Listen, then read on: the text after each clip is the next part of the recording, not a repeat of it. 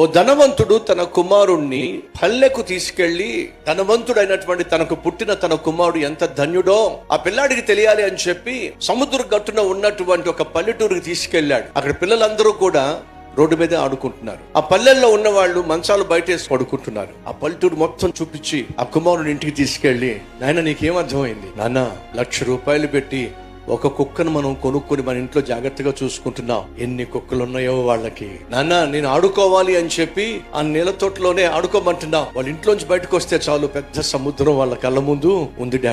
Daddy మనతో ఎవరు మాట్లాడే వాళ్ళు ఎవరు లేరు. పక్కింటోళ్ళు మాట్లాడరు, ఎదురింటోళ్ళు మాట్లాడరు, ముందింటోళ్ళు మాట్లాడరు. మనమే మాట్లాడుకుంటాం. కానీ వాళ్ళు చూడు డాడీ ఎంత చక్కగా బయటకు వచ్చి అందరూ ఒక చోట చేరి ఎన్ని కబుర్లు చెప్పుకుంటున్నారు. మన గదిలో చీకటి ఉండకూడదని చెప్పి బెడ్ ల్యాంప్ పెట్టుకుంటాం. చక్కని చందమామే వాళ్ళకి బెడ్ ల్యాంప్ గా ఉంది డాడీ. మన రూమ్ లో నక్షత్రాలు కనిపించట్లేదు కాబట్టి సీలింగ్ లో కృత్రిమ నక్షత్రాలు పెట్టావు. కానీ వాళ్ళు